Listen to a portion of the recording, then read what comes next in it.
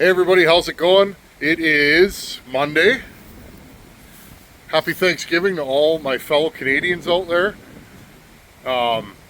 That's right, America. We have Thanksgiving on a different day than you.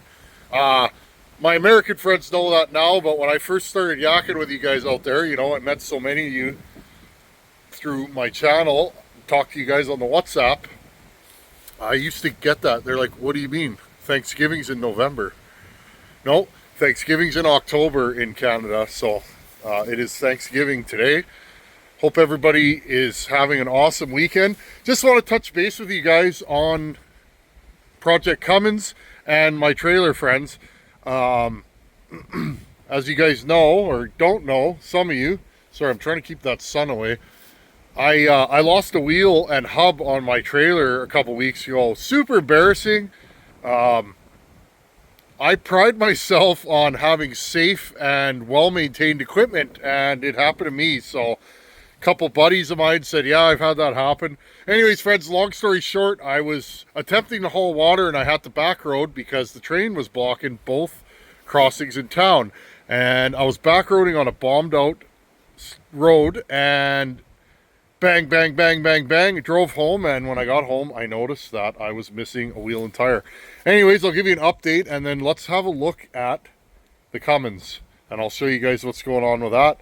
It is super, super windy today, and so hopefully the wind isn't too much for you guys. Here's my 22-foot load trail. I think it's a Load Trail CM. It is absolutely disgusting right now. I don't know what make it is. We could go to the rating plate here. So you guys know that, you guys that hang out here, I bought this trailer a couple years ago, maybe a year and a half, 2 years, I can't remember. I don't know what brand it is, but anyways, friends, I bought this trailer a couple years ago, and this is what I used to haul water. Friends, everything's been breaking. Look, I got home yesterday and my wife was like, honey, your mud flap's dragging. Been on a rough go lately. Anyhow, I lost a wheel and tire assembly on this thing. Don't know what happened. Well, I didn't know what happened until I took them apart. So I ordered a new 6-bolt, 6,000-pound Dexter axle brake assembly. That's a 12-inch. These are electric brakes on this. The bearing, the inner race, was actually welded to the stub, the end of the axle. Press that off, put it all back together. Now, friends, spring and fall, I always grease my bearings and service them. And I do the same on this one. It was almost time to do that. Because we've had so much rain this year, when I pulled the other side off, it was full of water. Don't know how it got in there, but yeah, so anyhow, I went through all the bearings on this thing, 2 new tires, new hub, new bearings on this one, and I serviced the rest of them and pumped them full of grease. And I really needed tires. Check this out. We cut it real close. Well, friends, here's the Project Cummins, my 6.7 that I just bought. We needed tires. Doesn't help when your bearing's loose. Look, she's starting to come apart here. I pretty much straight up toe on gravel, so I'm really hard on trailer tires, friends. And when I got my Cummins, I was towing with it, and I was dragging a tire a little bit till I got my brake controller squared away, and whew. This thing's still holding air, but not just barely. So there you guys go. Got to get every last mile out of your tires, but I caught her close. I noticed that 2-3 weeks ago, and I went to buy tires at Princess Auto and they were out. So I was like, okay. So I noticed that the week before I popped that bearing. Anyhow, let's get to the Cummins and talk about that. I've been driving the Cummins, and couple little issues. Oh, got my Johnny Cash playing there. Been having some issues with the turn signals. Remember I pinched wires, friends? I pinched wires when I was putting the dash back in, so I'm going to have to go in there.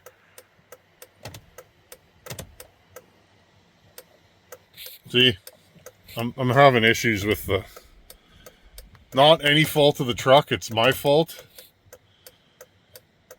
Okay, so I don't know if it's this stock or what, but I'm pretty sure that it's from pinching them wires. Because when I go underneath and wiggle the wires, she works. So other than that, CD player works, and I got my Johnny Cash in there, and we're getting there, friends. Let's talk about what I've been dealing with, and I figured out the problem pretty easy.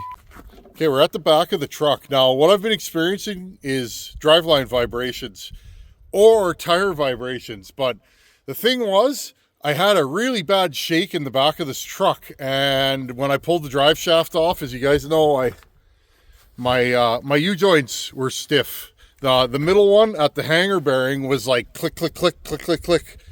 Very stiff. My hanger bearing was starting to rip. I showed you guys that on another video. Again, I'm building a playlist out of this. So I put all new U-joints, new hanger bearing in, put it together, went for a ride, still have a vibration, but now I have one in the front. I mentioned in the last video that I was driving down the highway and I put the truck into four-wheel drive on the highway and the vibration went away. And then it's smooth as glass. So I started to think, well, I probably have a drive shaft issue. Somebody mentioned inner front hub or inner differential bearings, and I thought, yeah, that's possible. I sure hope not. That is a job that I can't do. But anyways, I kept it positive and thought, okay, well, I'm going to pull the front drive shaft on this truck.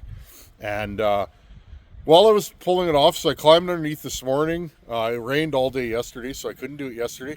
I climbed underneath this morning. I dropped the drive shaft. Now, I want to show you guys this underneath the output shaft. There's a yoke on there that bolts to the front of the transfer case. That is actually got some play in it. So check this out. I'm going to go underneath and show you guys, and then we can look at my drive shaft. Okay, here's that output shaft. I don't know if you guys can see that. It's got a little bit of play in it, and when I look, okay, here's the other side. I don't know if you guys can see this. There's just the slightest little play under here. Here. You guys see that? And it moves forwards and backwards on the shaft. I think this nut's actually loose threads. Pretty sure. I could build something on my lathe, make a little shim to put in here if I have to take the slop out. There doesn't appear to be slop at the back. It's all at the front here. So I don't know if this thing's wallowed out. Maybe my transfer case, maybe the teeth are, worn on it or whatever, but that's what I'm dealing with. I don't think that's my vibration though. You see there's a little bit of play in there, but 100% there's play at this nut. So it is what it is. She's got lots of miles on her. This is stuff you're going to encounter with a high mile diesel, whether you like it or not. Whether you buy it at auction or not, they're all going to do this. So just be prepared, friends. Be prepared. So you guys can see there's a little play in that. It looks like the nut's not touching, though, because it's actually moving. To me, that nut should press that tight on there. Unless it's supposed to move, but I can't see that. So I'll have to lock it in four-wheel drive and see if I can buzz that nut off, have a look at it, and then buzz it back on. Shouldn't be a big deal. If I need a new drive shaft or a new front yoke there, then I'll have to buy one, or I'll buy one used. One nice thing about Dodges around here, friends, this is probably the most common heavy truck around here. It's the same chassis even when the body's changed, so driveline components used in my region are super common. That's one reason why I kind of was like, maybe I'll go Dodge. And again, friends, I'll drive this truck. If I don't like it, I'll sell it and I'll buy something else. That's the beauty. A truck is just a conveyance, friends. You can always buy another truck. So I'm enjoying this thing so far. and I will run through it. I got real lucky with my F250. Here's the difference though, friends. I paid top dollar in my market for my F250. Top dollar. I paid more than I ever thought I'd pay for a truck that old, and the reason why, when I went and looked at it, I laid underneath new U-joints, new ball joints, new tire rod ends, had an alignment, new tires, new brakes, etc., etc., etc. So I was like, well, I'll pay more money for this truck because then I don't have to do all this fixing. I also got to test drive that, and when I test drove it, it was smooth as glass. Air conditioning worked, so I wasn't too concerned. But again, I paid top dollar for that truck. For the market, I paid absolute bottom dollar, low wholesale for this truck. So nothing's free, friends. You either buy it and build it or pay full dollar and buy it and probably still have to work on it. So anyhow, I pulled the front drive shaft. Let's have a look at this thing. I'm just going to move you guys right in. Okay, so this is the front shaft. It's got an expansion joint. Now, this is the shaft that's going to take a lot of beating on my truck because my truck's lifted. Again, not really a lifted truck guy, but it is what it is. So first thing I want to check is your slip joint here. Okay, there's like a slip yoke. It's pretty tight, friends. It's got the smallest little bit of play in it, so that's not a concern. Okay. Now, this is the joint at the front differential. Okay. It's really loose, and I can feel it, friends. It's got play this way. Okay. I'm just taking both sides with my hands and just, okay, and I can feel it. It's got slight play. Okay. You can actually feel it. It's really loose. It's sloppy. So, again, to me, we got a drive shaft issue. Also, friends, see this? These caps are moving in and out. Okay, so there is a rattle in that. I can feel it. It's loose. I can't exactly... Also, when you twist it, there's movement up and down. Okay, so this U-joint is going to fail 100%. Now, when you go to this side, this is what's called a double cardan joint. Okay. Don't mind that. I had to hit it pretty hard to get it off the drive shaft. Okay. This is a double U-joint. This is what attaches to that yoke at the transfer case. Okay. Now, this one, I can feel it's stiff, friends. Okay, so I don't know. It feels like there's a bearing piling up in it. Like it's stiff. Also, there's no slack in it, but I can definitely feel something. There's a stiff part in this. Okay, so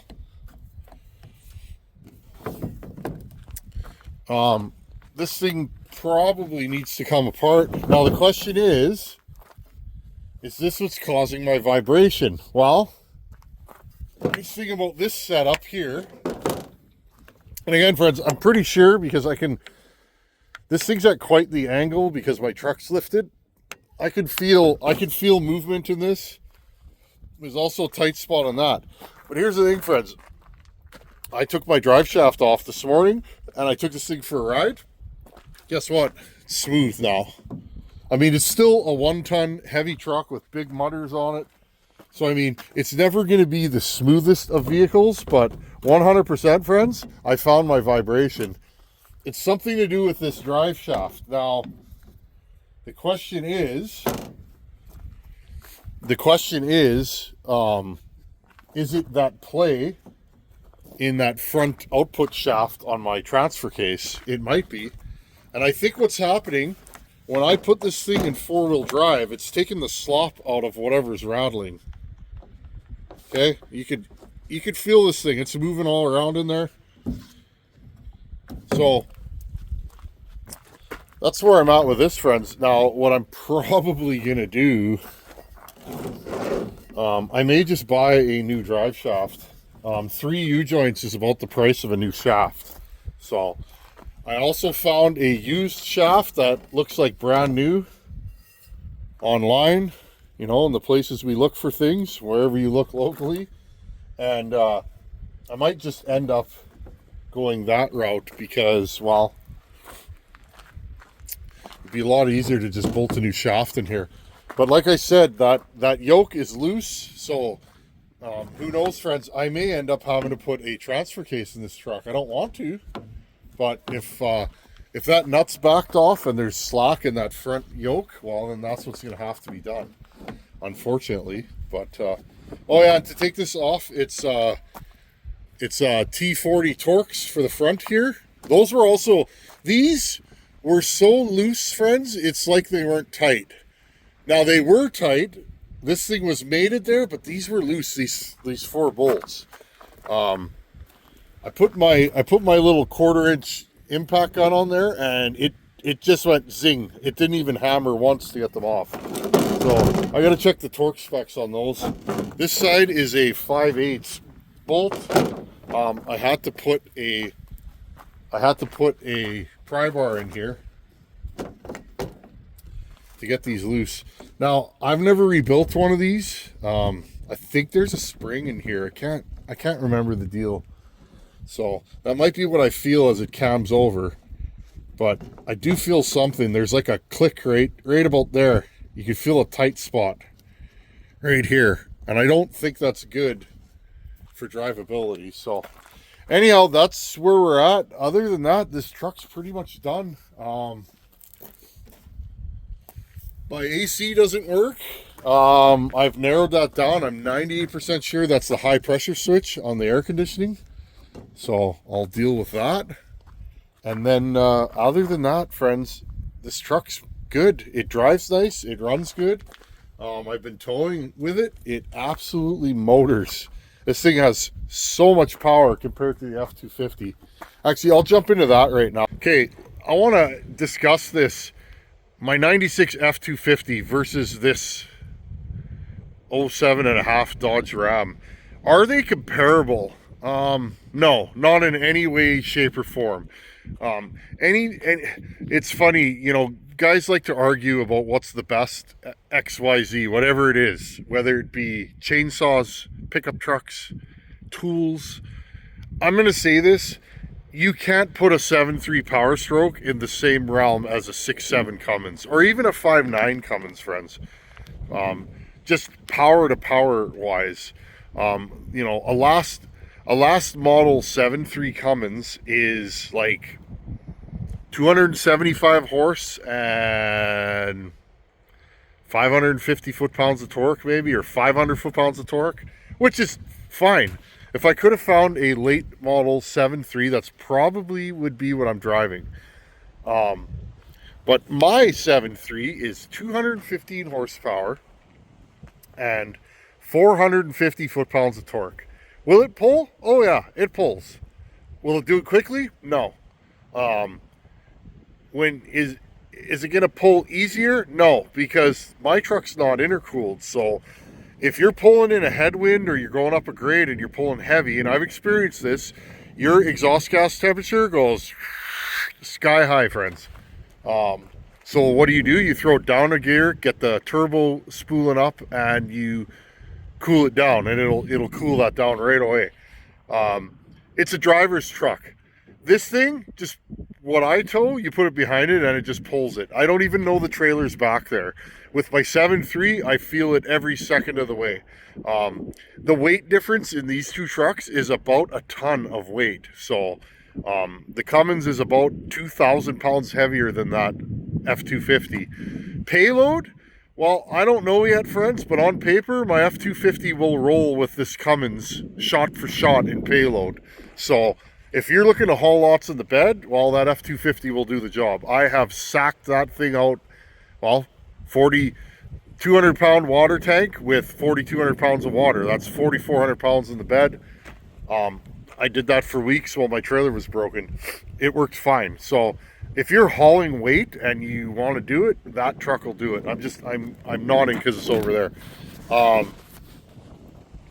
So that's interesting. Comfort. I like the seats in my F-250 better. Those are the comfiest seats I've ever experienced of any vehicle. Um, Interior quality though, like, you know, how quiet is it? This Cummins is super quiet inside when you're ripping down the highway compared to that F-250. Um, but that kind of brings it down to character. I really like driving that F-250 because it has character. When you're rolling, you know, if you're rolling in a valley or something, or you got trees on both sides and you're rolling gears in that, it sounds cool. It's whistly, it's loud and obnoxious, and you can hear the injectors firing. I like that truck. But so if you like something that has character, like, friends, I didn't buy a new Harley. I bought an older one because I like the character of my old Road King. It's loud and clacky and it shakes. I'm into that. Um, so, but I will say, friends, I like both trucks. But at this point, like, I'm this truck was bought because I'm a family man now, and I need a bigger cab, friends. And it doesn't hurt to have more pulling capability because, well, that's what I do with my truck. I tow. Um, you know, 80% of the time that Power Stroke is hooked up to a trailer, and this will be the same thing. So, um, and just having the bigger cab already, if we go to the city and we all climb in, there is room for days. We can go grocery shopping or whatever and not run out of room. Ride quality, this thing rides, even lifted, this 1-ton Cummins rides way better than that F-250. The difference is coil springs. So if you're worried about ride quality, well, this newer ride will trump that every day. But that's the thing, friends. I love my F-250. It's a great truck, and I still love driving it. I've still hop into it and drive it, even though I have this thing. So just thought I'd get that down. You can't compare them. They're so different. The Cummins will pull circles around that 7.3. It'll do it faster, easier. It'll pull more weight. It'll just do it better. But that 7.3 will still pull, and it'll do it day in and day out, 7 days a week, very reliably. So fuel mileage, it's kind of a wash. I'd say this Cummins is very similar fuel mileage to that 7.3. Which is incredible because it weighs 2,000 pounds more. It's lifted. It has 35s on it. Has an automatic. So, but other than that, friends, I wouldn't say one is better than the other. It's just what's better for you and what you need. Some guys only need a half-ton or a quarter-ton truck. I used to drive S10s when I was young. They were great. I loved them. But like I've said, friends, once you get into a big, heavy truck like this, it's hard to go back if that's the kind of things that you do.